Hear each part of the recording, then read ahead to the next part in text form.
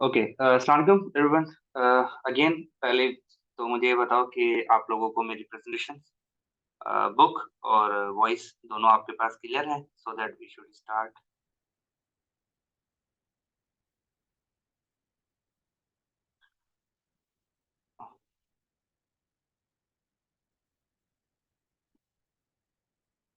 Okay, clear है। अच्छा, again यहाँ पे पहला क्वेश्चन है इमरान का कि ग्लाइड ट्रैक्शन और उसके उसमें वो फर्क पूछना चाह रहे हैं फिर से। तो इसको मैं ऐसे एक्सप्लेन कर लूँ कि प्रैक्टिकली तो हम इसको वैसे ही डिफरेंशिएट करेंगे, लेकिन आसान लफ्जों में मैं एक सिंपल सा मिसाल दूं कि एक पेशेंट सुपाइन पोजीशन में लेटा हुआ है, ठीक है। अब आप उस पेशेंट का shoulder joint, right shoulder joint या कोई भी शोल्डर जॉइंट, आप लेट्स सपोज राइट पकड़ते हैं शोल्डर जॉइंट। अब आप क्या करो, एक ग्लिनो ह्यूमरल जॉइंट जो शोल्डर जॉइंट है आपका, एक ग्लिनोइड पे अपना लेफ्ट हाथ रखो। आप इमेजिन करो पेशेंट आपके सुपाइन में लेटा हुआ है, आप उसके लेफ्ट शोल्डर पे आ रहे हो, ठीक है। और पेशेंट एज काउच के एज पे लेटा हुआ है सुपाइन पोजीशन। अब आप जैसे ही आओगे, अब पेशेंट का जो लेफ्ट शोल्डर है, उसका जो ग्लिनोइड है, उस पे आप अपना लेफ्ट हाथ रखोगे ताकि आपको पता चले कि वो आपका ट्रीटमेंट प्लान सही है। अब पेशेंट का क्या फ्री है, ह्यूमरल हेड और आपका राइट हैंड पूरा फ्री है। अब आप अपने राइट हैंड से पेशेंट का ह्यूमरल हेड पकड़ते हो, ठीक है। अब उसका ग्लिनोइड पे आपने इमेजिनरी लेफ्ट हैंड रखा हुआ है और राइट हैंड से उसका ह्यूमरल हेड आपने पकड़ा हुआ है। अब अगर आप इसको खींच के बाहर की तरफ लेके जाते हो, किसको, ह्यूमरल हेड को खींच के बाहर की तरफ जितना ले आओगे, बाहर मतलब एब्डक्शन में 90 डिग्री ऑफ एब्डक्शन में जैसे ही लेके जाओगे मिसाल के तौर पे, तो आप उसको डिस्ट्रैक्ट कर रहे हो, ट्रैक कर रहे हो, सिंपल इतना है। लेकिन अगर आप उसको बाहर ना निकालो इतना, मिसाल के तौर पे आप सिंपली उसको थोड़ा सा पकड़ के नीचे ले आओ विथ रेस्पेक्ट टू जो जहाँ पे उसका हाथ पड़ा हुआ हैंड है जिस तरफ, उस तरफ लेके जाओगे तो आप उसको ग्लाइड कर रहे हो। तो ट्रैक्शन और ग्लाइड में कल हमने फर्क ये सीखा था कि ट्रैक्शन बेसिकली ट्रीटमेंट प्लान के 90 डिग्री पे होता है, और जो ग्लाइड है या मोबिलाइजेशन है, वो ट्रीटमेंट प्लान के पैरेलल होता है, 0 डिग्री पे होता है। तो अब क्लियर है इमरान आपका एक कॉन्सेप्ट? ओके, नहीं तो हम इसको प्रैक्टिकल करेंगे, इसमें टेंशन लेने वाली कोई जरूरी बात नहीं है, ठीक है। अच्छा, अब मैं कुछ बेसिक टॉपिक्स की तरफ आ जाता हूँ कि अब हम थोड़ा सा प्रैक्टिकली मूव ऑन करें। तो प्रैक्टिकली अगर मैं दिखाऊं कि हमने ये जितनी सारी एक्सरसाइजेस की हैं, फिजिकल एग्जामिनेशन किया, फिजिकल डायग्नोसिस किया, सब्जेक्टिव एग्जामिनेशन किया मिसाल के तौर पे। अच्छा, इधर सर नेट थोड़ा सा इशू है, तो अगर बीच में वॉइस वगैरह डिस्टर्ब हो जाए, so do let me know, ठीक है। ओके, अब बीच में हमने ये जो इतनी प्रैक्टिस की, फिजिकली एग्जामिनेशन किया, आपका सब्जेक्टिव एग्जामिनेशन किया, डायग्नोसिस बनाया, इसका अब हम प्रैक्टिकल थोड़ा सा मिसाल देते हैं। तो पहला हम एक एग्जांपल देते हैं सर्वाइकल स्पाइन को, कि अगर एक आपके पास पेशेंट आ जाता है, तो examination of upper cervical spine और लोअर अपर तो बिल्कुल रेयर होता है, लेकिन होता तो है, तो उसको पढ़ेंगे और लोअर सर्वाइकल स्पाइन को पढ़ेंगे। तो सबसे पहले कोई भी मैनुअल थेरेपी की टेक्निक आपने अगर अप्लाई करनी हो, तो 2 से 3 चीजें आपको आना लाज़िम है। सबसे पहले उसकी सरफेस एनाटॉमी। अब अगर आप एग्जामिन करते हो अपर सर्वाइकल को, C1, C2 को, तो आपको पता तो हो कि वो बेसिकली एग्जिस्ट कहाँ पे करते हैं, तो जाके उसको फील करोगे बहरहाल। तो एग्जामिनेशन ऑफ अपर सर्वाइकल की अगर मैं बात करूँ, तो अपर सर्वाइकल में जो है वो C01, C0, C1 ये आपका एटलांटो ऑक्सीपिटल जॉइंट, और C1 और C2 एटलांटो एक्सियल जॉइंट, 2 ही जॉइंट होते हैं अपर सर्वाइकल स्पाइन। अब ये इन दोनों को पैल्पेट करना होगा ताकि हम उसको एग्जामिन कर सकें। अच्छा, सबसे पहले इस बहुत ही C1 जो है वो impossible to almost impossible to palpate है, उसका स्पाइनस प्रोसेस बिल्कुल स्कल में अंदर होता है, इसीलिए उसको यूजुअली पैल्पेट नहीं किया जा सकता। नॉर्मली अगर हम किसी का स्पाइनस प्रोसेस निकाल सकते हैं तो वो आपका C2 है और C3 ऑनवर्ड है मिसाल के तौर पे, तो हमने तो C2 तक ही रहे हैं। तो पहला एग्जामिनेशन हमारा क्या होगा, पहले हमने देखनी है, अगर आपके सामने पिक्चर शो हो रही है तो मैं आपको एक्सप्लेन करता हूँ। इनस्टेबिलिटी एग्जामिनेशन अपर सर्वाइकल की, मतलब इनस्टेबिलिटी होती है, लिगामेंटस लिगामेंटस इनस्टेबिलिटी टेस्ट होती है। तो उसमें हम क्या पोजीशन बनाते हैं वो मैं आपको दिखाता हूँ। पहले अगर आप पिक्चर को देखो, पहले तो मैं आपको एक्सप्लेन करूँ, इनस्टेबिलिटी हमेशा लिगामेंट्स की होती है, तो जो लिगामेंट्स अपर सर्वाइकल पे लगे हुए हैं हम उनको चेक करेंगे। सो और अगर इनस्टेबिलिटी टेस्ट पॉजिटिव आती है, पेन मिलता है मिसाल के तौर पे, तो हमें पता चल जाएगा कि ये वाला लिगामेंट जो भी अपर सर्वाइकल पे लगे होंगे, वो अफेक्टेड है, वो टूटा हुआ है, वो डैमेज है, this is how we do. So if the instability is suspected at the level of C1, C2, अगर C1, C2 पे इनस्टेबिलिटी सस्पेक्ट होती है मिसाल के तौर पे, तो सेगमेंट को पहले हमने टेस्ट करना चाहिए। मतलब अगर आपको फ़ील होता है, कोई पेशेंट कहता है कि मुझे C1, C2 में हाथ रखने से पेन होता है, इस रीजन पे वो आपको इंडिकेट करता है, तो आपने ये लिगामेंटस इनस्टेबिलिटी टेस्ट करने लाज़िम है। डायरेक्टली कोई टेक्निक ना करें। मिसाल ये एक प्रोटोकॉल है। तो उसपे क्या-क्या करते हैं वो हम देखते हैं। पहला टेस्ट है लेटरल ट्रांसलेशन टेस्ट, जिसको नॉन वेट बेयरिंग टेस्ट भी कहा जाता है। अगर आपके सामने पिक्चर शो हो रही है तो मैं उसको एक्सप्लेन करता हूँ। पेशेंट की पोज़ीशन क्या है सुपाइन और थेरेपिस्ट की पोज़ीशन क्या है, वो पेशेंट के जहाँ पे पेशेंट का हेड है, वो पीछे खड़ा हुआ है। सबसे पहले अगर ये मेरी पिक्चर है, मैं ही एज़ अ थेरेपिस्ट हूँ, तो यहाँ पे अगर मेरा आप राइट हैंड चेक करोगे, तो पेशेंट की पहले पोज़ीशन सुपाइन है और थेरेपिस्ट की एंड प्लेसमेंट क्या है कि थेरेपिस्ट ने अपना right hand basically upper cervical spine पे रखा हुआ है। पर्पस क्या है उसको हम थोड़ा-सा देखते हैं। तो therapist standing by the patient's head, stabilising hand कौन-सा है? ये पेशेंट का राइट हैंड एक्सप्लेन कर रहा है। तो पेशेंट का जो राइट हैंड है बेसिकली थंब, और अगर आप इंडेक्स फिंगर देखोगे, तो उन्होंने बेसिकली अपर सर्वाइकल पे एक कप बनाया हुआ है, हुक बनाया हुआ है स्टेबलाइज करने के लिए। तो जो आपका स्टेबलाइजिंग हैंड है, वो मेंटेन करेगा किसको? पोज़ीशन को। किसकी पोज़ीशन को? एक्सिस की पोज़ीशन को। किससे? इंडेक्स फिंगर से। तो इंडेक्स फिंगर आपका कहाँ पे प्लेस है? एक्सिस पे, और एक्सिस आपको पता है C1 और C2 की बात हो रही है, ठीक है? तो stabilising hand can you see कि कान के नीचे मेरा थंब पड़ा हुआ है, ठीक है? पेशेंट के कान के नीचे थंब प्लेस्ड है और जो इंडेक्स फिंगर है वो सीधा एक्सिस पे जा रही है। एक्सिस मैं इस बोन की बात कर रहा हूँ, ठीक है? आपका एटलांटो एक्सेल जो जॉइंट है, तो C1 और C2 में एक्सिस बोन की बात कर रहा हूँ। प्रोसीजर क्या होगा? जो इंडेक्स फिंगर हमने एक्सिस पे रखी हुई है मिसाल के तौर पे, उस एक्सेस से हमने उसकी लेटरली ट्रांसलेट करना है। अब एक पिक्चर इमेजिन कर लें, सिंपल इज़ दैट कि राइट थंब मेरा जहाँ पे प्लेस्ड है और इंडेक्स फिंगर मेरी एक्सिस पे प्लेस्ड है। अब मैं इसको लेटरली ट्रांसलेट करूँगा। लेटरली ट्रांसलेट करूँगा मतलब मैं अपने दूसरे हाथ की तरफ इसको प्रेस करूँगा। तो इंडेक्स फिंगर जो मेरी एक्सिस पे प्लेस्ड है बेसिकली, और जो थिनार एमिनेंस है अगेन जो पेशेंट का जो मेरा हाथ है बेसिकली राइट हैंड की अगर मैं बात करूँ, तो वो लेटरली उसको ग्लाइड करेगा तो आपके हाथ से प्रेशर जाएगा एक्सिस पे, एक्सिस से जाएगा फिंगर पे, और ये बेसिकली पूरा का पूरा जो स्कल है, वो बेसिकली लेटरली ग्लाइड करता हुआ जाएगा। किधर जाएगा? अपोजिट साइड पे, दूसरे हाथ की तरफ, क्योंकि हम लेटरल स्टेबिलिटी टेस्ट कर रहे हैं बेसिकली। तो लेटरली मैं इसको ट्रांसलेट कर रहा हूँ। मैं आपको ऐसे सिंपल सा मिसाल दूँ कि जिस तरह आप इमेजिन करें कि आपने कोई चीज़ उठाई हुई है और उसको आप स्लाइड करके लेटरली स्लाइड करते हो, स्वाइप करते हो। तो this is how the position, और इससे हमें पता क्या चलेगा कि जो लेटरल ट्रांसलेशन है बिटवीन C1 और C2 के दरमियान, अगर वो नॉर्मली ऑब्जर्व नहीं होती, तो इट मींस यहाँ पे जो लिगामेंट्स लगे हुए हैं, अगर मूवमेंट आपको ज्यादा मिलती है मिसाल के तौर पे, तो मतलब वहाँ के जो लिगामेंट्स है वो वीक है। किसके दरमियान? C1 और C2। और आपको पता है कि लिगामेंट जो है वो बोन टू बोन अटैच होता है, वो बेसिकली बोन की एक्सेसिव मूवमेंट को रोकता है, और ये आपने दोनों डायरेक्शन में चेक करना होता है। तो आई विश ये टेस्ट क्लियर है। ये लेटरल ट्रांसलेशन मूवमेंट कैसे परफॉर्म करनी है, तो आपने पूरे स्कल का वेट उठाया हुआ है और आपका थंब उसके कान के नीचे, कैन यू सी दैट? और जो पूरी इंडेक्स फिंगर है या जो ये वेब स्पेस है, ये C1 की तरफ जा रहा है। जिस तरफ वेब स्पेस जा रही है मिसाल के तौर पे, तो वो उसी स्पेस में आपने उनको स्लाइड करना होता है अपोजिट अपोजिट की तरफ।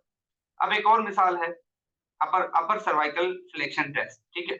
आई विश कि यहाँ तक क्लियर है, कोई कंफ्यूजन है यहाँ पर? Sir both hand same position पे होंगे? नहीं, लाज़मी नहीं है।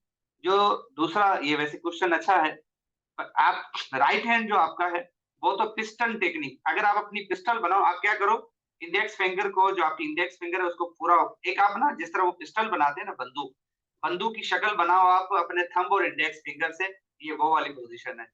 और इसके दरमियान जो स्पेस है आपके थंब और इंडेक्स के दरमियान, इसको वेब स्पेस कहा जाता है। तो एक राइट हैंड की एंड प्लेसमेंट तो ये होगी। जो लेफ्ट हैंड है उसने सिंपली अपोजिट साइड से स्कल को पकड़ा हुआ है, सिंपली पकड़ा हुआ है, मतलब सारी की सारी फिंगर नीचे जा रही है। उसने उसने लेफ्ट हैंड से पिस्टल की टेक्निक इसीलिए नहीं बनी हुई क्योंकि फोर्सेस हमने एक तरफ से लेके दूसरी तरफ लेके जाना है, दोनों तरफ से नहीं अप्लाई करना होता। तो जो दूसरा हाथ है वो just for the sake of stabilisation है, सिंपल इज दैट, ठीक है? ओके, अब हम आ जाते हैं अपर सर्वाइकल फ्लेक्शन टेस्ट के दरमियान। अपर सर्वाइकल फ्लेक्शन टेस्ट में क्या है? पेशेंट की पोजीशन अगेन सुपाइन है, now you can see that. Therapist की position again stabilising patient head patient का जो हेड होगा उसको स्टेबलाइज करेगा। तरीकेकार क्या होगा? सबसे पहले stabilising hand, again you can see same as it is a right hand है, लेकिन इस पे जो राइट थंब आपका पड़ा हुआ है, वो राइट थंब कहाँ तक आ रहा है? राइट थंब बेसिकली आ रहा है आपके मैंडिबल तक, पेशेंट के मैंडिबल तक। देखिए हैंड प्लेसमेंट दोनों की चेक करें कितना फर्क आ रहा है। पेशेंट सुपाइन में लेटा हुआ है, लेकिन जो राइट हैंड आ रहा है बेसिकली वो थंब उसका मैंडिबल तक आ रहा है। तो स्टेबलाइजिंग हैंड मेंटेन करेगा एक्सिस की पोजीशन को। अगेन थंब और इंडेक्स जो इंडेक्स फिंगर है, they are placed around the arch of the axis. Procedure क्या होगा? तरीकेकार क्या होगा? विद द मैनिपुलेटिंग हैंड, जो हैंड आपका मैनिपुलेट करेगा बेसिकली पेशेंट का हेड, यहाँ पे आपने अपने बिहाइंड आपने पहले स्टेबलाइज किया, सिंपली दैट, उसको अपने हाथों के दरमियान रेस्ट करवाया और जेंटली आपने इंट्रोड्यूस करवाना है फ्लेक्शन में। मतलब आसान लफ्जों में अगर मैं इसको एक्सप्लेन कर लूं, तो दोनों तरफ से अगर आप हैंड प्लेसमेंट चेक करेंगे तो यहाँ पे सेम है। क्या होगा? दोनों तरफ के जो थंब है वो कहाँ पे प्लेस्ड है? मैंडिबल्स पे, और जो दोनों की दोनों इंडेक्स फिंगर जा रही है वो as it is back of the axis पे जा रही है। करना यहाँ पे और कुछ नहीं करना होता। सबसे पहले यहाँ पे एज सच कोई बड़ी साइंस नहीं होती, लेकिन सिर्फ सिर्फ और क्या करना है, आपने पूरा का पूरा स्कल का पहले वेट उठाया, नंबर वन, और एक्सिस पे जो आपकी इंडेक्स फिंगर जा रही है, कुछ नहीं करना, आपने सिंपली सर्वाइकल को, जो पेशेंट की नोडिंग मूवमेंट होती है जिसपे हम यस और नो करते हैं, या अपर सर्वाइकल की मूवमेंट जो होती है, उसको आपने फ्लेक्शन में ले आना है। सिंपल इज दैट, जिसको हमने नोडिंग मूवमेंट, जब आप किसी चीज के लिए हाँ करते हो ना, वो अपर सर्वाइकल की मूवमेंट है, और जब ना करते हो मिसाल के तौर पर, वो भी अपर सर्वाइकल की मूवमेंट है। फुल फ्लेक्शन में नहीं लाना, सिर्फ अपर सर्वाइकल को चिन टक, जिस तरह हम करते हैं चिन टक चिन इन, वो वाली मूवमेंट आपने करानी है। इसमें क्या पता चलेगा? अगर अगर वो ज्यादा रिलैक्स है, ज्यादा रिलैक्स है मिसाल के तौर पे, ज्यादा फ्लेक्सिबल है, तो साइन पॉजिटिव मिल सकती है। या अगर वो टूटे हुए हैं मिसाल के तौर पे, तो they can produce the symptom. तो पहली टेस्ट का नाम क्या था? Lateral translation. ये दोनों अपर सर्वाइकल की टेस्ट है, और इस टेस्ट का नाम क्या है? अपर सर्वाइकल फ्लेक्शन टेस्ट। ये क्लियर है? ये दोनों नॉन वेट ट्रेनिंग है। यहाँ तक कोई क्वेश्चन है इन दोनों में से? अब नेक्स्ट टेस्ट है हमारे पास, शार्प पर्सर टेस्ट। ठीक है। शार्प पर्सर टेस्ट में क्या होता है कि सबसे पहले आपने C1 C2, C1 को तो हम पैल्पेट नहीं कर सकते, C2 के स्पाइनस प्रोसेस को आपने जो है वो पैल्पेट करना था अच्छे से। सबसे पहले पेशेंट सिटिंग पोजीशन में बैठा होगा। आपने पेशेंट के सिटिंग पोजीशन में पेशेंट को कहना है कि नेक अप अपनी जो है वो बिल्कुल रिलैक्स रखें। थेरेपिस्ट ने, अगर आप इसी पेशेंट पोजीशन की बात करो, तो सबसे पहले थेरेपिस्ट ने अपना राइट हैंड, कोई भी हैंड हो सकता है लेकिन मैं इस पिक्चर को एक्सप्लेन कर रहा हूँ, राइट हैंड से फोरहेड पे हाथ रखा हुआ, ताकि जब हम गर्दन को पीछे से मूव करें, मोबिलाइज करें, तो वो आगे मूव ना करे। और लेफ्ट हैंड से आपने किसी भी एक सेगमेंट को पकड़ना है। C2 को, अगर हम अपर सर्वाइकल की बात करें, तो आप C2 के ऊपर अपनी एक फिंगर रखें।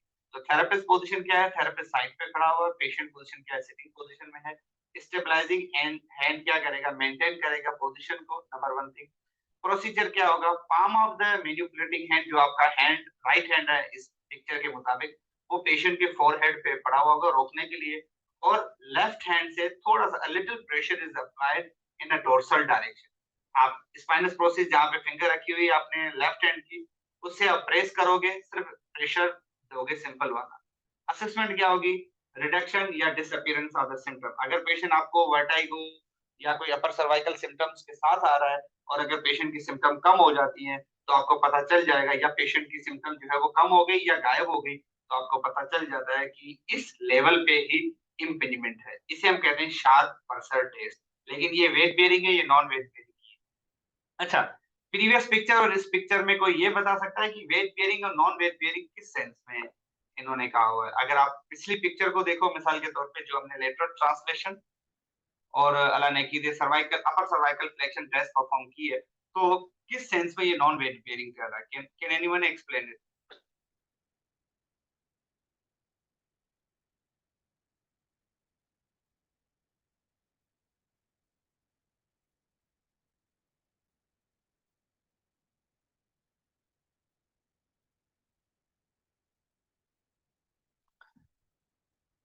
सुपाइन में मसल रेस्ट पे होते हैं, इसके अलावा किस सेंस में वेट बेयरिंग और नॉन वेट? सुपाइन में नॉन वेट बेयरिंग है, एग्री। किस सेंस में वो कह रहे हैं नॉन वेट बेयरिंग? क्यों? और किसने उसको नॉन वेट बेयरिंग बनाया? ये चीज बताओ।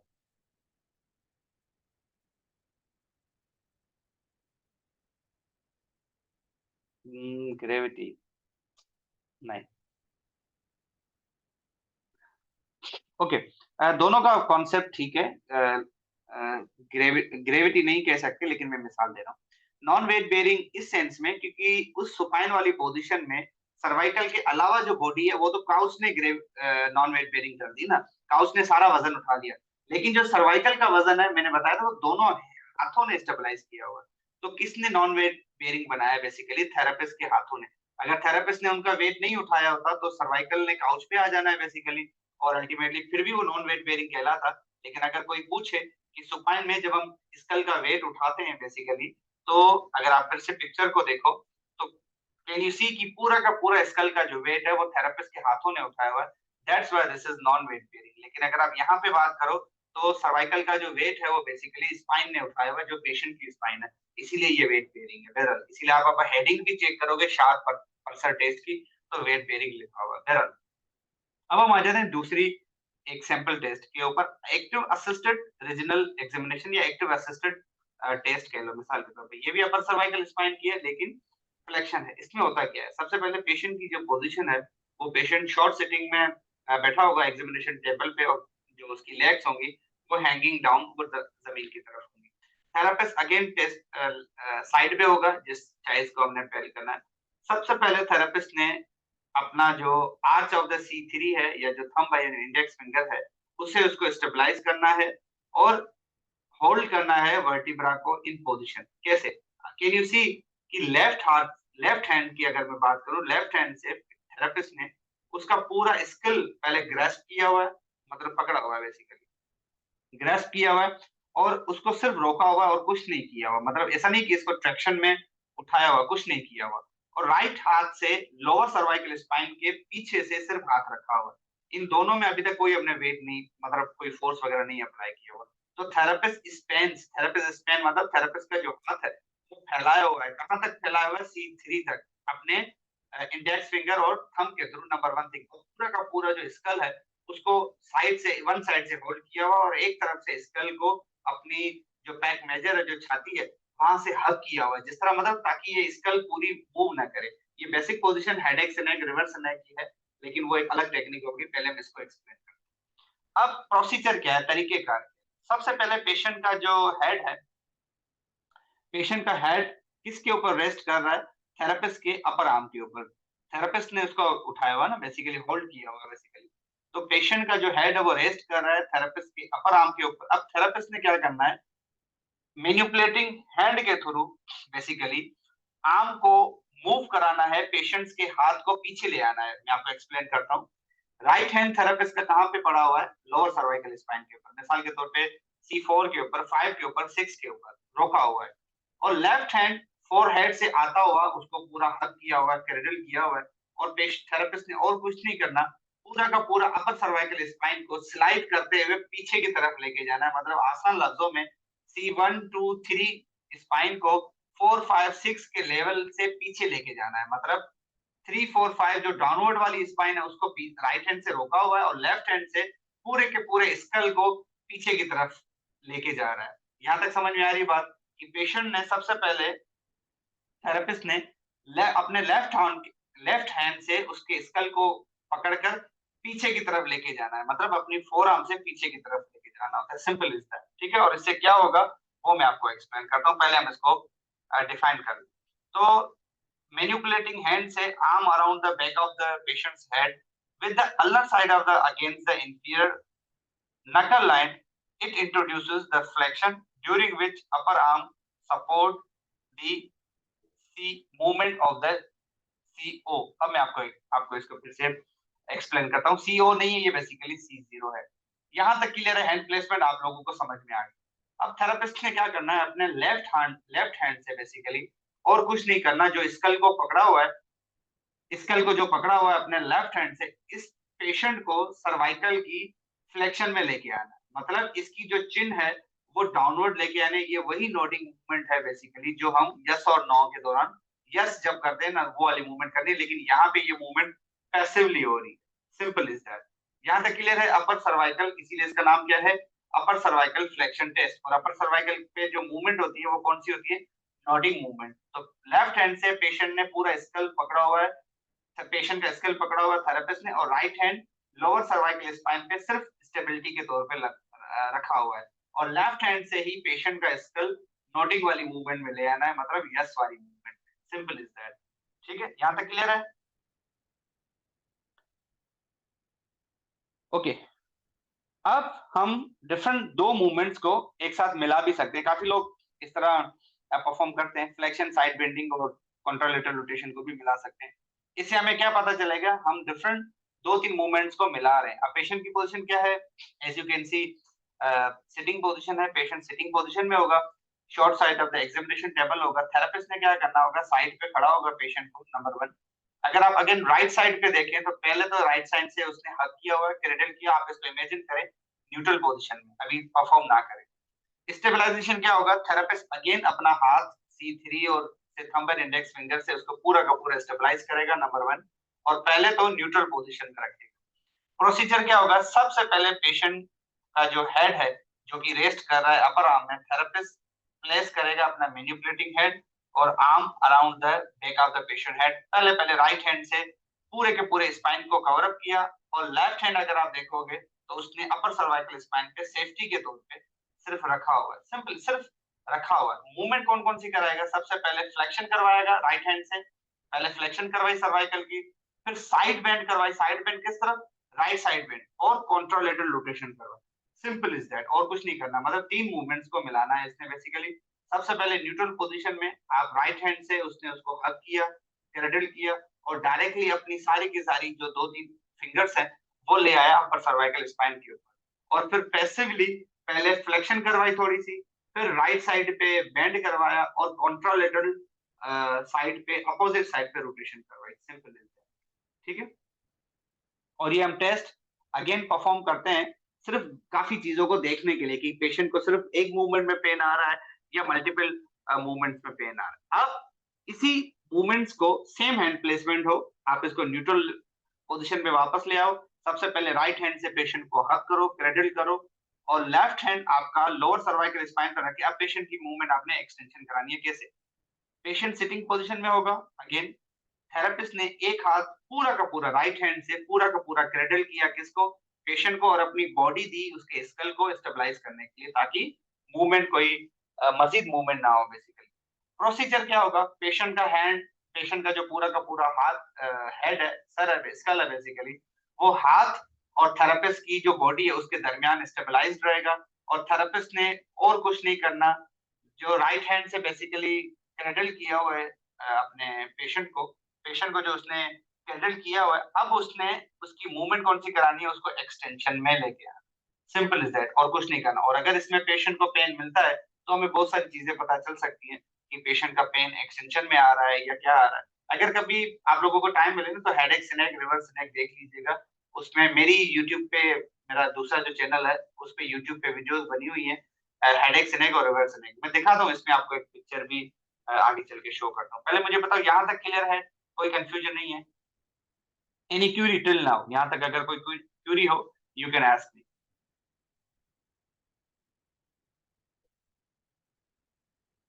ओके। अब इसी तरह करके हम एक्सटेंशन वाली मूवमेंट कराएंगे, साइड बेंडिंग करवाएंगे, दो तीन मूवमेंट को इकट्ठा मिला लिया। एडिशनल एग्जामिनेशन हम क्या क्या कर सकते हैं? टिश्यू स्पेसिफिक एग्जामिनेशन, हमने सॉफ्ट टिश्यू, लिगामेंट्स वगैरह।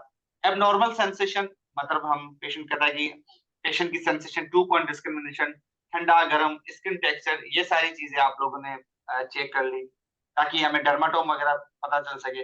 Relationship of the symptom, different चीजें होती हैं जो वापसता होती है। मिसाल समटाइम किडनी का पेन आपका लंबर रीजन में आ रहा है तो आप लोगों को पता हो कि सिस्टमिक इलनेस की वजह से तो नहीं है।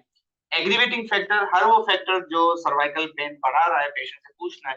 पेशेंट कहेगा कि मैं जब गर्दन की मूवमेंट करता हूँ, नोटिंग करता हूँ, ये करता हूँ। एग्रीवेटिंग फैक्टर, हर वो फैक्टर जो पेन को बढ़ाए, और रिलीविंग फैक्टर, हर वो फैक्टर, ईजिंग फैक्टर जो कंडीशन को, जो पेशेंट की सिम्टम को कम करे। ये सारी नोट डाउन करनी होती है। This simply is that. ठीक है, और ये सारी की सारी जो पिक्चर है मैंने नोट डाउन नोट भी लगाया हुआ है। These all pictures used in this chapter, they are taken from orthopedic manual therapy diagnosis book.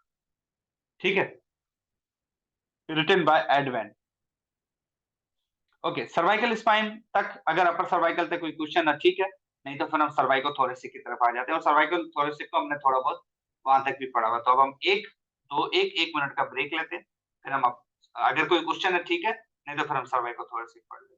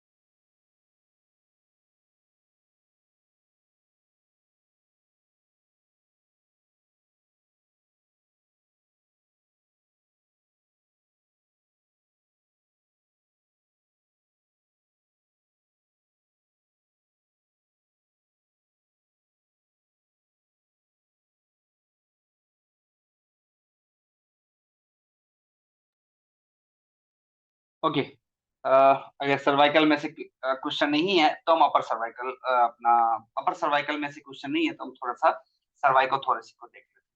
सर्वाइको thoracic C7 और D1 के दरमियान जो जंक्शन है, तो मिडिल और lower cervical spine they are normally considered to be consist of the segment. Lower cervical में आ जाता है आपके C3 के बाद जो भी सेगमेंट है टिल 7 आपका लोअर सर्वाइकल कहलाता है। सर्वाइको थोरेसिक C7 और D1 की बात होती है। फिर अब यहाँ पे स्केलिन मसल्स भी हैं, जो भी बहुत सारी चीजें होती हैं। तो इसका अगर हम एग्जामिनेशन करेंगे तो क्या क्या चीजें चेक करेंगे उसको हम थोड़ा सा देख लेते हैं। ये जो लेफ्ट साइड पे आपने चीजें लिखी हुई हैं, ये सिर्फ वर्डिंग लिखी हुई है, लेकिन अगर आप इसको देखोगे कि इसमें क्या क्या चीजें उसको हम पहले देखते हैं। तो सबसे पहले सेगमेंटल एग्जामिनेशन के तौर पे जो चीजें हैं उनमें हम देखते हैं। सबसे पहले पिन व्हील सेंसरी एग्जामिनेशन। अगर आप लेफ्ट साइड पे डिटेल देखेंगे तो पिन व्हील सेंसरी एग्जामिनेशन क्या है। पिन व्हील एक चरखा होता है जो कि पिन के ऊपर लगा होता है बेसिकली, जिसमें हम सेंसरी सेंसस चेक करते हैं। जिस तरह न्यूरो हैमर होता है, इस तरह करके सेंसरी एग्जामिनेशन के लिए पिन व्हील एक स्ट्रक्चर यूज होती है। अगर आप गूगल करोगे तो आपको पता लग जाएगी। पेशेंट सबसे पहले पेशेंट किस पोजीशन में होगा, पेशेंट प्रोन में होगा और फोरहेड उनका रेस्ट करेगा उसके टेबल के ऊपर। अगर आप फिगर ए और फिगर 2 में देखो तो ठीक है। और इस टूल को ना आप थोड़ा सा गूगल पे देख लीजिए। थेरेपिस्ट एट द साइड होगा और कुछ नहीं करना, सिंपली पिन व्हील जो स्ट्रक्चर होगी वो हेल्ड करेगी between thumb and index finger. मतलब पकड़ते कैसे हैं आप देखें, मतलब आप समझ रहे कि जब हम फाइन मूवमेंट्स करते हैं तो आप अपने थंब और इंडेक्स फिंगर से पिन उसका पकड़ते हो, और जिस जिस एरिया पे आपने सेंसेस चेक करने होते हैं वो एक इतने शार्प नहीं होते, लेकिन वो सेंसेस होते हैं वो आपने चेक करने होते हैं। मतलब आसान लफ्जों में अगर हम एक पेन पकड़ लो, आप मिसाल के तौर पे बॉल पेन, आपने बॉल पेन हाथ थंब और इंडेक्स फिंगर से पकड़ के आप पेशेंट की जो सर्वाइकल स्पाइन है वहां पे C1 2 पे थोड़ी देर के लिए रख के आप वहीं पे एक लाइन लकीर खींचते हो basically. That kind of the movement. अब इस पे की व्हील लगा होता है, टायर लगा होता है, तो वो उसके ऊपर रोल कर रहा होता है। तो skin segment of the level to be examined is tested directly spinous process के ऊपर आपने ये रखी। रिमार्क से क्या मिलेंगे, this procedure test the function of the medial branch of the dorsal ramus. जितने भी पोस्टीरियर डोर्सल रेमस के नर्व्स हैं, या अगर सेंसेस एबनॉर्मल मिलती है मिसाल के तौर पे, तो मतलब सेंसरी इशू है। आसान लफ्जों में काफी लोगों को सेंसेस कुछ कम फील होता है। अब जैसे काफी पैरालिसिस पेशेंट में पेशेंट को सेंसेस बिल्कुल फील नहीं होता, या डायबिटिक न्यूरोपैथी वाले पेशेंट के अगर पैर को कभी आपको इत्तेफाक हो तो उस पे अगर आप उसको सुई भी लगा दोगे ना तो शायद उसको इतनी फील ना हो, क्योंकि because there is a sensory loss. एक टेस्ट, तो इस टेस्ट का नाम क्या है, पिन व्हील सेंसरी एग्जामिनेशन। दूसरा Kibler test. Kibler test again पहले देखते हैं उसको क्या है। पेशेंट प्रोन पोजीशन में होगा, फोरहेड काउच के ऊपर रेस्ट करेगा, सिंपल इज दैट। प्रोसीजर क्या होगा, index finger they are placed on either side of the spinous process on the muscle and that is pain segment to be examined। अब आप आपकी पिन व्हील की बजाय अपने हाथों से उसका टेस्ट करते हो। टेस्ट क्या करना होता है कि आपने एक छोटी सी हैंड प्लेसमेंट करनी होती है इंडेक्स फिंगर और थंब के दरमियान। मिसाल के तौर पे जब हम किसी को चूंटी काटते हैं ना, पिंच करते हैं ना, मिसाल के तौर पे वो वाली हैंड प्लेसमेंट आपने करके एग्जैक्टली स्पाइनस प्रोसेस के ऊपर रखना होता है। जिस तरह हम किसी चीज को चोटी काटते हैं मिसाल के तौर पे, वो हैंड प्लेसमेंट करके हम अगेन क्या कर रहे हैं, हम सिर्फ सेंसस चेक करते हैं, मसल को स्टिमुलेट कर रहे होते हैं। तो स्टैंडिंग पेशेंट, जो पेशेंट है वो प्रोन पोजीशन में लेटा होगा, index finger they are placed on the side of the spinous process. आप चोटी काटने वाली पोजीशन बनाते हैं और side of the spinous process पे जितने भी पेरास्पाइनल के मसल्स हैं वहां से आप कहां तक ले जाओगे, जिस एरिया को आपने चेक करना है। मिसाल आपने थोरेसिक अपर थोरेसिक चेक करना है तो T1 के स्पाइनस प्रोसेस पे हैंड प्लेसमेंट करके इंडेक्स और थंब के थ्रू आप उसको ड्रैग करते हुए डाउनवर्ड ले आओगे या आप उसको पिंच करते हुए ले आओगे, जिस तरह हम इफ्लरसाज और पेट्रोसाज मसल्स करते हैं। इससे बेसिकली मसल्स पैल्पेबल भी होंगे और स्टिमुलेट भी हो जाएंगे। ओके, अब उसके बाद हमारे पास एक और टेस्ट है। अगर आपको ये लेफ्ट साइड पे पिक्चर दिख रही है तो इस पिक्चर का नाम हमने स्ट्रेच मोबिलाइजेशन एक वर्ड यूज किया था और ट्रैक्शन वर्ड यूज किया था। लेफ्ट साइड वाली, राइट साइड पे अभी तक नहीं है। पहले हम राइट साइड वाली को एक्सप्लेन करते हैं। Segmental provocation test. Provocation word का मतलब पता है? प्रोवोकेशन मतलब किसी चीज को बढ़ाना। कभी कभार ना हम पेन को खुद बेसिकली प्रोड्यूस करते हैं ताकि हम पेशेंट से पूछ सके कि पेन कहाँ से आ रहा है। तो अगेन इस पोजीशन में पेशेंट प्रोन पोजीशन में होगा एज यू कैन सी, और आर्म जो पेशेंट के वो दो तरह से होंगे। पहली पिक्चर में आर्म ओवरहेड होंगे और दूसरी पिक्चर में आर्म लोअर्ड होंगे। करना क्या है मैं आपको एक्सप्लेन करूँ। थेरेपिस्ट सिंपली पेशेंट के हेड की तरफ से खड़ा होगा। सबसे पहले द थेरेपिस्ट प्लेसेस हिज और her thumb on the spinous process of the, जो स्पाइनस प्रोसेस चेक करना है। अगर आप पहले वो जो फीमेल पिक्चर है जिसमें पेशेंट बनी हुई है, मॉडल बनी हुई है, उसको देखो। तो पहले सबसे पहले थेरेपिस्ट ने क्या करना है, जिस स्पाइनस प्रोसेस पे आपको लगता है कि पेशेंट पेन की कंप्लेंट करता है, उस स्पाइनस प्रोसेस पे आपने एक थंब रखा चेक करने के लिए, उसी थंब के ऊपर दूसरा थंब रखा और उसको सिंपली आपने प्रेस किया। इसे हम दूसरा नाम भी देते हैं, इसे हम नाम देते हैं PPVIM, लेकिन आप यहाँ पे इसको डिफरेंट चीजें चेक कर सकते हो। आप बेसिकली स्प्रिंग की तरह उसे डाउनवर्ड प्रेस करके रीबाउंड करके वापस ले आ रहे हो, प्रेस कर रहे हो, वापस ले आ रहे हो। और थंब और दो थंब, एक थंब और दो थंब यूज करने का मकसद पेशेंट की बॉडी। अगर पेशेंट लीन बॉडी है आप एक थंब से प्रेस कर सकते हो। अगर पेशेंट बल्की है, आपको फील नहीं हो रहा, एक थंब के ऊपर दूसरा थंब रखा, फिर उसको प्रेस किया ताकि सिर्फ चेक करने के, और पेशेंट से पूछते जाता है। So now the thumbs, जो थेरेपिस्ट की फिंगर्स हैं, they are very centric in circle cervical spine, जो भी लेवल आप चेक कर रहे हो, और from above to downward PA posterior anteriorly आप उसे डाउनवर्ड लेके। हालांकि ये टेक्निक भी है लेकिन मैं सिर्फ आपको इसको फिलहाल एक्सप्लेन कर रहा हूँ, ठीक है। Alternatively, the two thumb can be to support the each other on the side of the lamina। और जिस लेवल पे पेशेंट कहता है कि मुझे हाँ पेन हो रहा है, तो आप कहते हो कि भाई इस लेवल से पेन आ रहा है, सिंपल इज दैट। और अगर दूसरी पिक्चर एक ही लेफ्ट साइड वाली पिक्चर की जो दूसरी छोटी पिक्चर है जिसमें थेरेपिस्ट जो है वो पेशेंट जो है वो मेल है, उस पे अगर देखो तो हैंड प्लेसमेंट कहाँ है, ट्रांसवर्स प्रोसेसेस पे। तो पहली यही सेगमेंटल प्रोवोकेशन टेस्ट या segmental spring test spinous process के लिए भी होगी और ट्रांसवर्स के लिए होगी। सर्वाइकल के लिए ये कहा जाता है अमूमन कि जहाँ पे जिस लेवल पे सर्वाइकल का स्पाइनस प्रोसेस आपको मिलता है उसी के 1 सेंटीमीटर अगर आप लेटरली आओगे तो आपको ट्रांसवर्स प्रोसेस भी उधर का मिल जाएगा। लेकिन थोरेसिक और लंबर में ऐसा नहीं है। मतलब अगर आप C2 पे आप खड़े हो, मिसाल के तौर पे C2 स्पाइनस प्रोसेस पे खड़े हो, तो आपको पता लगाना है कि इसका ट्रांसवर्स प्रोसेस कहाँ है, तो आप लेटरली 1 सेंटीमीटर फिंगर ले आओ, आप लेटरली इजिली उसके C2 के ट्रांसवर्स प्रोसेस पे आ जाओ, ठीक है। ओके, इसके बाद है segmental traction test. Segmental traction test और फुल ट्रैक्शन टेस्ट में फर्क क्या है? एक ट्रैक्शन टेस्ट होती है जनरल, जिसमें हम फुल अपर सर्वाइकल रीजन को या पूरे रीजन को बेसिकली ट्रैक्शन दे रहे हैं। अगर segmental traction is kind of like a destruction, जिसमें हम एक सेगमेंट को मिसाल के तौर पे C2 के वर्टिब्रा को स्कल की हेल्प से हम ट्रैक्ट करते हैं और C3 को हम रोकते हैं, इसे हम कहेंगे सेगमेंटल ट्रैक्शन। तो थोड़ी सी डेफिनेशन थ्योरी देख लेते हैं। पेशेंट अगेन सिटिंग पोजीशन में होगा, थेरेपिस्ट पेशेंट के साइड से होगा। नंबर वन थिंग, किस किस को स्टेबलाइज करना है उसको देख। सबसे पहले स्टेबलाइजिंग जो हैंड है वो मेंटेन करेगा पोजीशन। कैसे?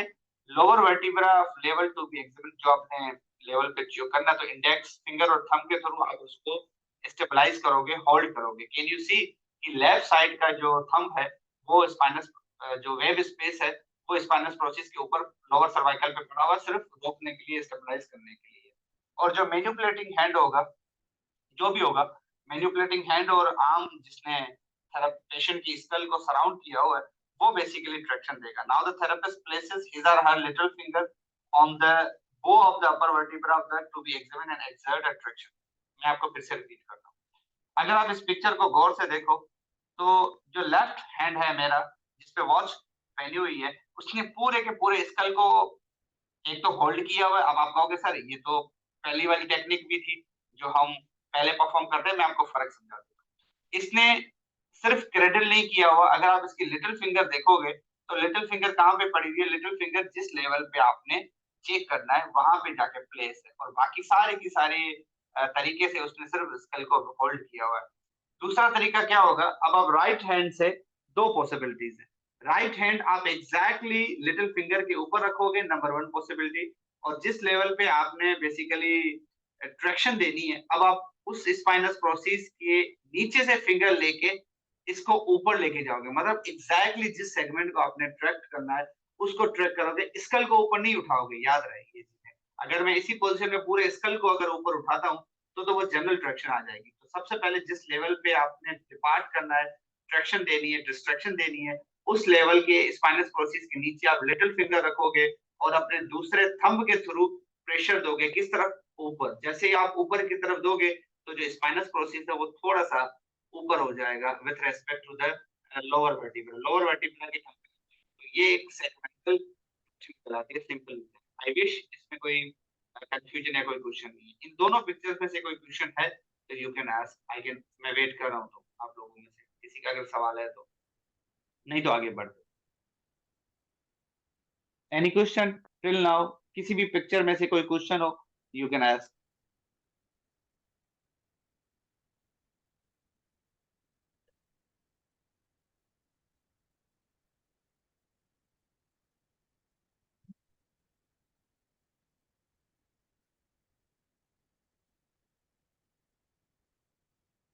सर वॉइस क्लियर नहीं थी, रिपीट करें।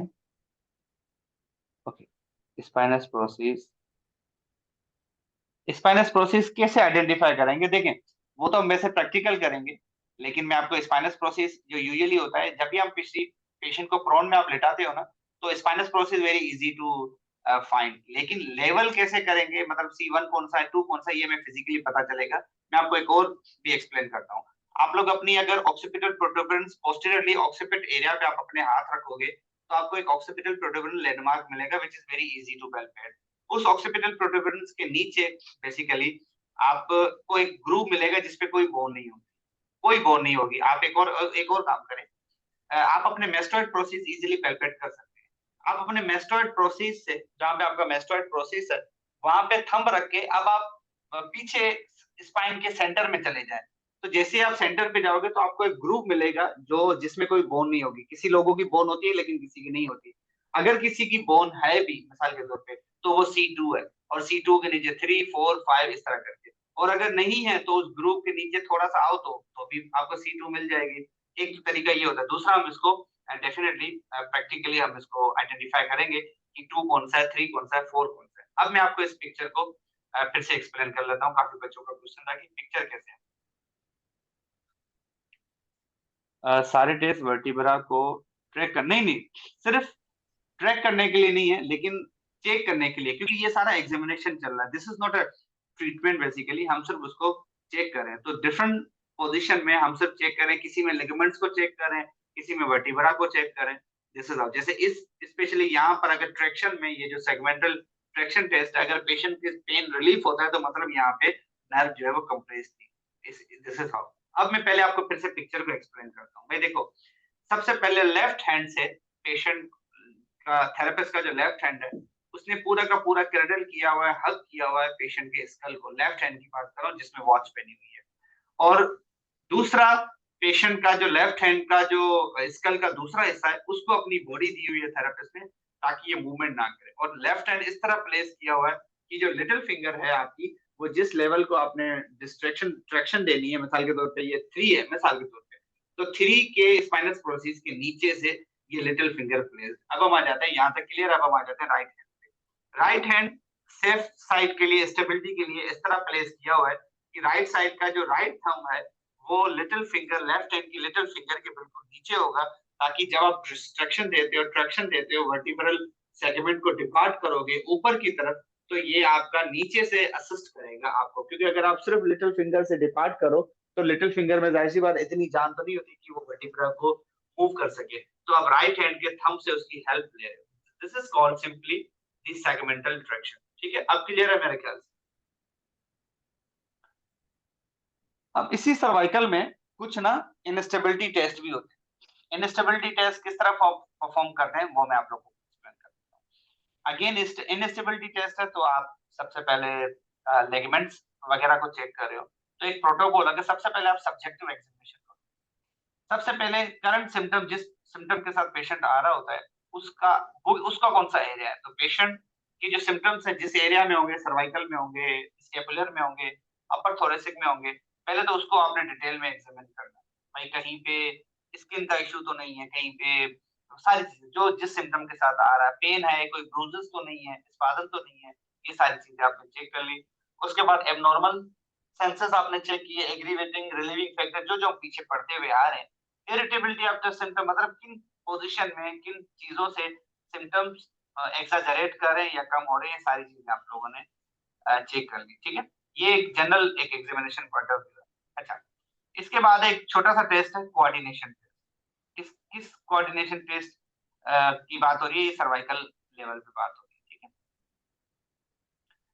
ओके। अब अगर कुछ ऐसी सिम्टम्स है, मैं ये थोड़ी सी थ्योरी क्लियर कर लूं कि जितने भी हमने लेगमेंटस टेस्ट किए, अगर किसी में पेशेंट का बढ़ता है, तो हमें क्या क्या चीजें वाजे तौर पे मिलती है।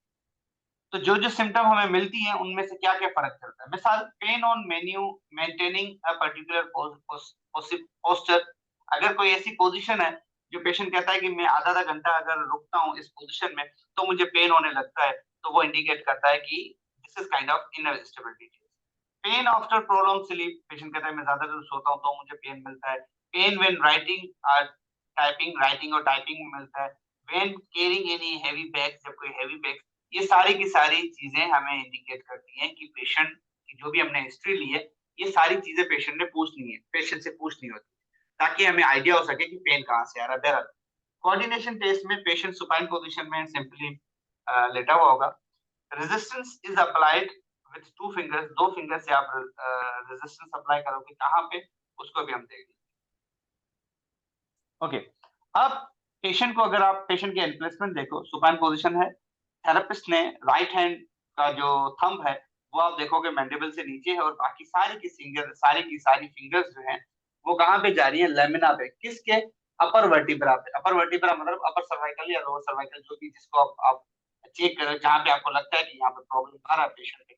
जैसे ही जिन एरियाज में पेशेंट कहता है मुझे पेन हो रहा है मिसाल के तौर पे, तो उसको आपने सिंपली रेजिस्टेंस देना है या प्रेस करना होता है सिंपली। या दूसरा, पेशेंट को कहना होता है कि आप अपनी जो स्कल है, सर्वाइकल है मिसाल के तौर पे, सर्वाइकल जिस पोजीशन में रखी हुई है वहां पे नॉर्मली तौर पे रिलैक्स रखें, और पेशेंट की लेमिना, जो लेमिना स्ट्रक्चर है स्पाइनस जो वर्टिब्रा की, उसको फील करके उस पर अपने फोर्सफुली रेजिस्टेंस देनी है। रेजिस्टेंस देना मतलब जिस तरह पेल्पेट करना, आप किसी स्ट्रक्चर को पेल्पेट करते हो लेकिन सुपाइन पोजीशन। और अगर पेशेंट को पेन वगैरह होता है मिसाल के तौर पे, तो पॉसिबल है कि जिस लेमिना को आप प्रेस कर रहे हो वहां पे जो है वो पेन हो, और मे भी आपको पेन ना भी मिले। तो एक छोटा सा जनरली टेस्ट है, यूजुअली हम प्रॉन में करते हैं, लेकिन आप इसको सुपाइन में भी कर सकते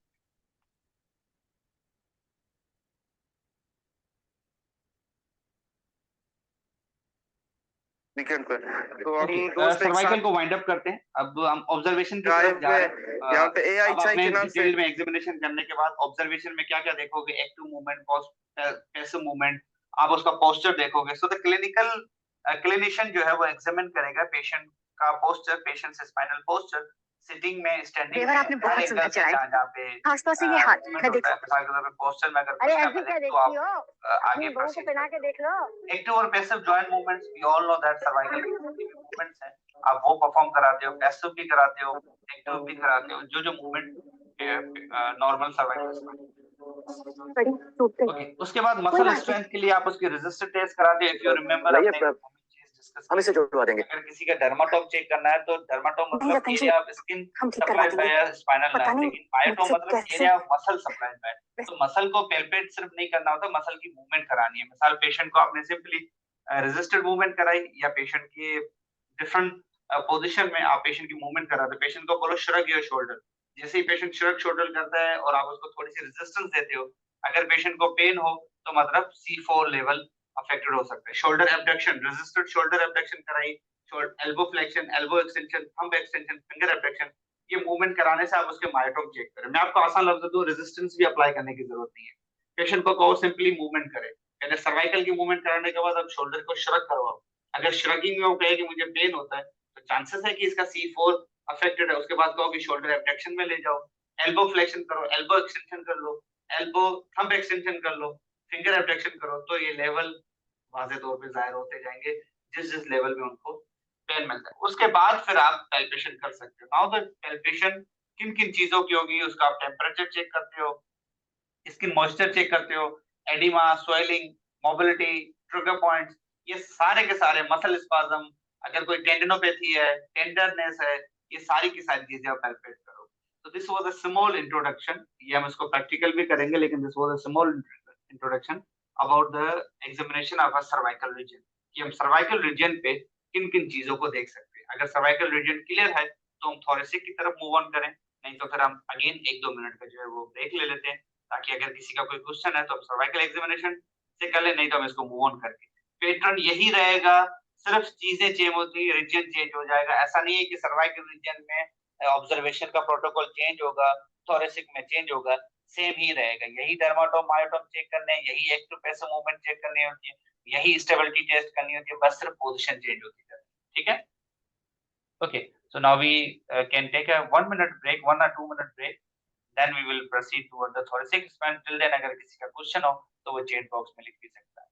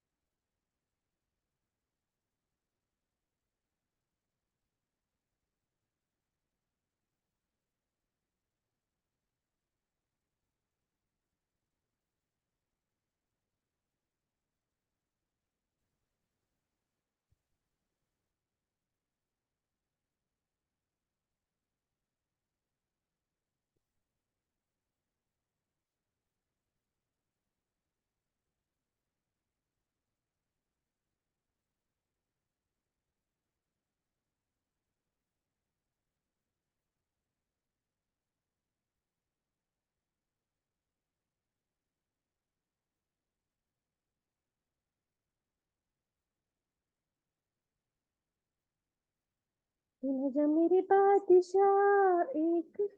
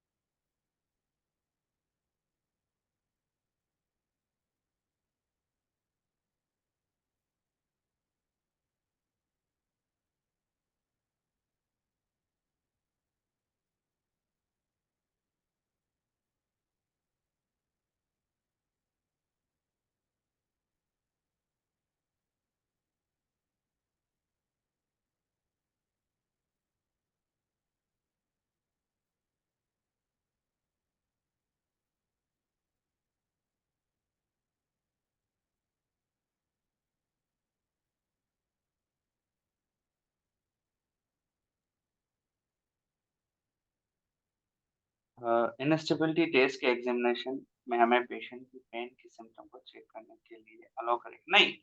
इनस्टेबिलिटी टेस्ट सिर्फ पेन नहीं देगा, हमें और भी चीजें दे सकता है। आपको एक्सेसिव मूवमेंट दे सकता है, लाइक आपको पता चलेगा कि इसकी हाइपर मोबिलिटी है।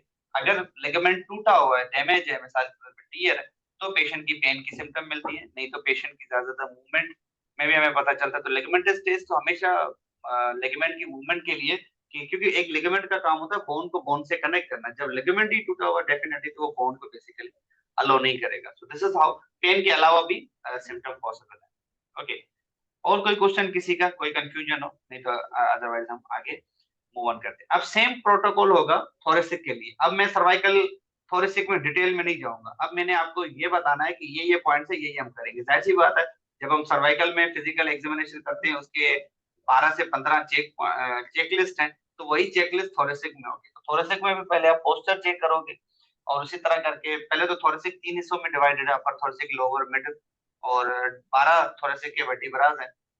तो T1 को कैसे पैल्पेट करेंगे उनको समझना हमने लाजम होता है। और फिर ऑनवर्ड दरमियान में, जैसे स्पाइन ऑफ स्केपुला जो है उसके लेवल पे आपको T3 मिलता है, इंफीरियर एंगल ऑफ स्केपुला पे T7 मिलता है, और जो जहाँ पे रिब्स खत्म होती है वहां पे T10 मिलता है। This is how we conclude. लेकिन अगेन ये प्रैक्टिकल पार्ट है, हम इसको प्रैक्टिकल करेंगे, डोंट वरी, ठीक है। अब सबसे पहले हमने पेशेंट की एक्टिव मूवमेंट्स कराई। As you can see thoracic में जो भी मूवमेंट्स होती हैं, ए और बी जो है फ्लेक्शन एक्सटेंशन है, सी डी साइड बेंडिंग है, और ई जो है वो उसका बेसिकली रोटेशन। पेशेंट ने सारी मूवमेंट्स की बेसिकली। एक्टिव मूवमेंट में अगर पेशेंट को पेन होता है तो ज्यादातर पेशेंट का चांसेस होते हैं कि शायद मस्कुलर इन्वॉल्वमेंट है। Patient should stand in a comfortable position, in a relax position, और फिर मोशन मोशन इसका बेसिक तरीका होता है। मोशन जो स्टार्ट होगा वो फ्रॉम द हेड होगा, मतलब सर्वाइकल होगा, and then it will start as a neutral. जब भी हम थोरेसिक की वो अगर फ्लेक्शन कर रहा है, जैसे फ्लेक्शन ए में मिसाल के तौर पे, तो मूवमेंट बेसिक से स्टार्ट होनी चाहिए, गर्दन से लेके ऑनवर्ड प्रोसीड होना चाहिए, ठीक है। ये एक बेसिक प्रोटोकॉल तरीकेकार है, ताकि एक पूरी थोरेसिक पे मूवमेंट आ सके। पैसिव मूवमेंट हम ज्यादातर कराते हैं जब सिंपली हमें लगा कि अगर एक्टिव इतना फैसिलिटेट नहीं कर रहा, तो शायद पैसिव में हमें कोई रिजल्ट मिल जाए। और पैसिव में अगर किसी को पेन वगैरह मिलता है तो चांसेस हैं कि नॉन कॉन्ट्रैक्टाइल स्ट्रक्चर की इन्वॉल्वमेंट हो सके। नॉन कॉन्ट्रैक्टाइल में आपके पास मसल्स के अलावा जितनी भी स्ट्रक्चर्स हैं वो इन्वॉल्वमेंट हो सकती है, कैप्सूल, बर्सा, लिगामेंट, इस तरह का, ठीक है। यहाँ पे लिखा हुआ है the purpose of performing the passive accessory intervertebral जो मूवमेंट्स है, जिसको PPVIM या PAVIM बोलते हैं, is to identify the motion restriction in the 12 motion segments of the thoracic spine। मतलब स्पेसिफिकली सेगमेंट्स के दरमियान जो मूवमेंट रिस्ट्रिक्टेड है उसके लिए पैसिव मोशन ये टेस्ट वगैरह कराई जाती है, जनरल नहीं। मिसाल के तौर पर पेशेंट कहता है मुझे झुकने में पेन है, थोरेसिक में से पेन आ रहा है, पता नहीं थोरेसिक के किस लेवल से आ रहा है, तो मैं स्पेसिफिक बात नहीं कर रहा, मैं जनरल कर रहा हूँ। लेकिन पैसिव टेस्ट अमूमन तब कराई जाती है, इंटरवर्टिब्रल मोशन टेस्ट, जब हमने एक एक सेगमेंट को बेसिकली चेक करना होता है। There are the 4 components of the accessory motion. 4 चीजें हमें, मतलब कंपोनेंट्स है उसके basically. Quality of movement involve करती है, मतलब किस तरह सेगमेंट मूव कर रहे हैं। मिसाल आपने नेक सर्वाइकल की एक्सटेंशन की हुई है, आप फिर थोरेसिक की फ्लेक्शन करो मिसाल के तौर पे, तो ये गलत है। यूजुअली सर्वाइकल फ्लेक्शन में होनी चाहिए। तो मूवमेंट किस तरह होती है ये भी बड़ा मैटर करता है, ठीक है। ओके, एग्जामिनेशन की बात करूं तो पहली जो हेडिंग है रीजनल एग्जामिनेशन में पैसिव फिजियोलॉजी का इंटरवर्टिब्रल मूवमेंट है। As you can see in the picture, अगर आप पिक्चर देखो तो ये मूवमेंट एक है लेकिन मैंने डिफरेंट लेवल पे परफॉर्म की है। सबसे पहली वाली राइट साइड पिक्चर देखो कि पेशेंट की गर्दन फ्लेक्शन में, सर्वाइकल फ्लेक्शन में, लेफ्ट हैंड मेरा सर्वाइकल के ऊपर ओवर प्रेशर के लिए, और राइट हैंड से एक एक थंब से आप बेसिकली उसका लेवल चेक कर रहे हो, जो भी लेवल हो T3 4 5 आप उस पर प्रेस करते हो, हाँ भाई पेन हो रहा है, पेन हो रहा है, ताकि लेवल चेक करने के लिए पेशेंट के हाँ मुझे पेन हो रहा है तो हम अल्टरनेट रखते हैं। दूसरी पोजीशन देखो, अगर जो दरमियान में बेसिकली पेशेंट ने दोनों हाथ इंटरलॉक किए हुए हैं सर्वाइकल के ऊपर, और लेफ्ट हैंड से थेरेपिस्ट ने उसको क्रैडल किया हुआ, दोनों एल्बोज से पकड़ा हुआ है और अगेन वो प्रेस कर रहा है। लेकिन इस वक्त थोरेसिक की मूवमेंट कौन सी है? न्यूट्रल है। तो पहली पोजीशन में थोरेसिक फ्लेक्स है, फिर न्यूट्रल है, और फिर स्लाइड एक्सटेंडेड है या काइंड ऑफ एक्सटेंशन में है। तो अब आप तीसरी पिक्चर देखो तो लेफ्ट हैंड से पूरा स्कल को वेट उठाया हुआ है और थोड़ी सी सर्वाइकल को एक्सटेंशन में आपने लेके जाना है, और अगेन थंब से आप उसका स्पाइनस प्रोसेस पैल्पेट करते हो। तो एक एक सेगमेंट को जब पैल्पेट करते हो तो आपको रियलाइज होता है कि मूवमेंट कहाँ पे। काफी लोग कहते हैं कि हाइपोमोबिलिटी और हाइपरमोबिलिटी कैसे पता चलेगी, और भाई ये चीजें ना वक्त थोड़ा सा ना क्लिनिकली वक्त के साथ आती है, ऐसा नहीं होता। तो पहले हम एक एक लेवल को चेक करते हो, तब जाके आपकी आगे बढ़ पड़ती है। मिड और लोअर थोरेसिक के लिए भी सेम प्रोटोकॉल होगा। आप पेशेंट को क्रैडल करो, as you can see in the picture कि थेरेपिस्ट साइड से आकर एक एक लेवल को जो है चेक कर रहा है। एडिशनल एग्जामिनेशन में आप सॉफ्ट टिश्यू की पैल्पेशन कराते हो, टाइटनेस, टेंडरनेस, टोन, मसल की कॉन्ट्रैक्शन, स्पाज्म, वो सारा आप लोगों ने चेक कर लिया, ठीक है। अगेन वही है, प्रोटोकॉल वही रहेगा, बस आपके नाम जगह चेंज होती जाएंगी। एडिशनल एग्जामिनेशन भी वही है, as you can see aggravating factor, relieving factor, abnormal sensation, सारा का सारा वही, ठीक है। अब हम थोड़े से की मेन चीजों के ऊपर आ जाते हैं कि हमें जो है वो फिजिकल एग्जामिनेशन में क्या करना है, ऑब्जर्व क्या क्या करना है, पोस्चर देखना है, पोस्चर में हमें क्या क्या मिलेगा। थोरेसिक में हमें पोस्चर में ज्यादातर अगर पोस्टीरियरली आप पेशेंट को देखते हो तो हमें पता चलता है कि स्केपुला का लेवल चेक करना होता है कि क्या पता अगर ड्रॉप शोल्डर है तो स्केपुला ऊपर नीचे हो सकती है, अगर किसी का राइट साइड शोल्डर ड्रॉप है तो जाहिर सी बात है उसकी राइट साइड की स्केपुला भी नीचे होगी, और अगर किसी का एलिवेटेड है स्प्रिंगिंग स्केपुला हो गई आपका पास, और भी बहुत सारे होते हैं। विंगिंग ऑफ स्केपुला है जो कि लॉन्ग थोरेसिक नर्व या सेटस एंटीरियर मसल्स की वजह से होती है। अगर आप दोनों पेशेंट के पोस्टीरियरली खड़ा करके स्टैंडिंग पोजीशन में होगा और दोनों उसकी स्केपुला चेक करोगे तो एक स्केपुला आपको बाहर की तरफ मिलेगी, आउटवर्ड मिलेगी, वो विंग्ड स्केपुला कहलाएगी, जो कि आपको पता है सर्टस एंटीरियर मसल की वजह से होती है। ये सारी की सारी एक्टिव मूवमेंट्स है। Then you have a passive movements, और ये लेवल आप उसका चेक कर रहे होते हो। अच्छा, मैकेंजी का जो हमने टॉपिक डिस्कस किया है, मैकेंजी का थोड़ा सा ना कॉन्सेप्ट बेसिकली डिफरेंट है। मैकेंजी ने डिफरेंट पोस्चर में उसको एक्सप्लेन किया हुआ है थोरेसिक को, जिसमें हम मैकेंजी की मूवमेंट करा के हम चीजें चेक करते हैं, जिसको इन्होंने डी अरेंजमेंट का नाम दिया हुआ है। मिसाल डी अरेंजमेंट 1 क्या है? अगर किसी को सेंट्रल या सिमेट्रिकल पेन हो across the L4-5, rarely at the buttock और द थाई पेन, तो वो डिफॉर्मिटी नहीं कहलाती। ये एक सिंपल सा तरीका मैं आपको एक्सप्लेन करता हूँ, just give me a second. Okay, according to the McKenzie, अगर एक पेशेंट आपके पास आता है जिसको सेंट्रल या सिमेट्रिकल पेन है, सिमेट्रिकल पेन मतलब सिमेट्री मतलब इक्वल काइंड ऑफ, अगर किसी को सेंट्रल में बिल्कुल पेशेंट कहता है पेन है और वो L4-5 तक है, या समटाइम में भी पटक तक भी है या थाई पेन तक है, तो मतलब इसको कोई डिफॉर्मिटी नहीं है, किसकी? स्पाइन की। स्पाइन की डिफॉर्मिटी नहीं है, वो पेन किसी भी वजह से आ सकता है। डी, अच्छा, डी अरेंजमेंट वर्ड ही बता रहा है। डी अरेंजमेंट मतलब उसके जो स्पाइन के सेगमेंट्स हैं मिसाल के तौर पे वो ऊपर नीचे हो सकते हैं, लेकिन वो स्पाइनल कोई पैथोलॉजी वगैरह नहीं है, लाइक एंटीरियर लिस्थेसिस हो गया, स्पाइनल स्टेनोसिस हो गया, इस तरह की कोई डिफॉर्मिटी नहीं। डी अरेंजमेंट 2, पेशेंट को सेंट्रल और सिमेट्रिकल पेन है, L4 और L5 या S1 के रीजन तक है, बटक में भी है या बटक के अलावा भी हो सकता है मिसाल के तौर पे, लेकिन इसकी डिफॉर्मिटी तो है लेकिन पैथोलॉजी नहीं है यहाँ पे। मतलब कर्व की ऊपर नीचे कुछ हो सकता है, कर्व ऊपर नीचे मतलब या तो लॉर्डोसिस हो सकता है या रिवर्स लॉर्डोसिस, जिसको काइफोसिस कहा जाता है। याद रहे काइफोसिस तो थोरेसिक पे होता है, लेकिन अगर लंबर पे काइफोसिस हो, ये मैकेंजी ने वर्ड यूज किया है, इसीलिए काइफोसिस को हम आसान लफ्जों में लंबर काइफोसिस को रिवर्स लॉर्डोसिस कहा जाता है। नॉर्मली लॉर्डोसिस में क्या होता है, कर्व बढ़ जाता है, लेकिन लंबर काइफोसिस में क्या होगा, कर्व लंबर स्ट्रेट नहीं होगी, कर्व रिवर्स हो जाएगा, उल्टा हो जाएगा इनफेक्ट, ठीक है। डीअरेंजमेंट थ्री में क्या होगा कि पेन सेंट्रल की बजाय यूनिलेटरल होगा, या राइट पे होगा या लेफ्ट पे होगा, उसकी सिमेट्री भी कोई नहीं होगी, वो एसिमेट्रिकल पेन होगा। L4 या L5 में के साथ बटक पेन तक जा भी सकता है और नहीं भी जा सकता है। रेडिएट की बात नहीं करा, मतलब बटक पेन उसके साथ मिल भी सकता है या नहीं भी मिल सकता, तो भी ये कोई डिफॉर्मिटी की अलामत नहीं है। ये कोई पोस्चरल हो सकता है लेकिन कोई डिफॉर्मिटी नहीं है। डिरेंजमेंट 4 क्या है? यूनिलेटरल पेन होगा, एसिमेट्रिकल पेन होगा, L4 5 की तरफ बटक पेन उसके साथ मिल भी सकता है और नहीं भी मिल सकता, तो यू कैन से कि ये लेटरल। अगर उसको यूनिलेटरल है तो जिस तरफ पेन है राइट साइड है तो लेटरल डेविएशन है, लेफ्ट साइड है तो लेफ्ट डेविएशन है, जिसको हम आम लफ्जों में स्पाइनल डेविएशन कहते हैं, ठीक है। और डिरेंजमेंट 6 क्या है? यूनिलेटरल और एसिमेट्रिकल पेन होगा, वही बटक और बटक पेन के साथ मिल सकता है, लेकिन जिस तरफ पेन बढ़ रहा है आप डेविएशन भी उसी तरफ की, सिंपल एज दैट। कोई क्वेश्चन यहाँ तक किसी को कोई कंफ्यूजन तो नहीं, समझ कोई वर्ड नहीं समझ में आ रहा हो बेसिकली, क्योंकि ये थोड़ी सी थ्योरी के कॉन्सेप्ट्स हैं।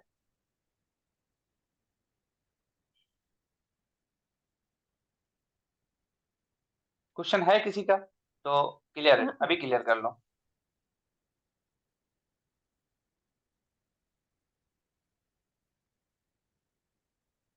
डिअरेंजमेंट 2, भाई देखो डीअरेंजमेंट 2 मतलब सेंट्रल और सिमेट्रिकल पेन तो होगा, पेशेंट को दरमियान में पेन होगा, L4 और L5 के दरमियान, S1 के दरमियान होगा, उसके साथ बटक और बटक पेन के अलावा भी वो मिल सकता है।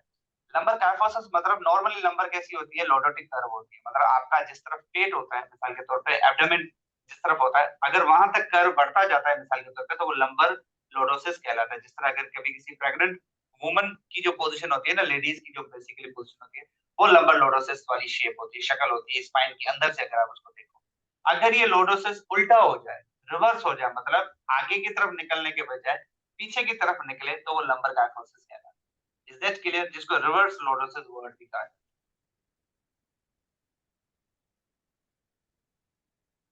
लंबर काइफोसिस कैसे? लंबर काइफोसिस बिल्कुल पॉसिबल है असमत, लंबर ऐसा नहीं है पॉसिबल नहीं है, बिल्कुल पॉसिबल है। कि बहुत ऐसी वजूहत होती हैं, बहुत सारी ऐसी कंडीशंस होती हैं जिसमें लंबर स्ट्रेटनिंग होने के बाद लंबर का जो कर्व है वो पीछे की तरफ पोस्टीरियरली होता है, इतना बड़ा विजिबल नहीं होता लेकिन बिल्कुल पॉसिबल है। तो अगर इस तरह की कंडीशन होती है तो लंबर काइफोसिस। अब उसमें जो एक्सरसाइजेस का जो प्रोटोकॉल है, आप उसमें मैकेंजी कराओ, सेंट्रल मोबिलाइजेशन कराओ, वो बात की कहानी है, लेकिन लंबर काइफोसिस रिवर्स लॉर्डोसिस बिल्कुल पॉसिबल है। इसको आप गूगल करोगे तो दो अल्फाज मिलेंगे, या तो लंबर काइफोसिस मिलेगा या लंबर रिवर्स लॉर्डोसिस मिलेगा। यहाँ तक क्लियर है आप किसी का? अब कोई कंफ्यूजन नहीं है?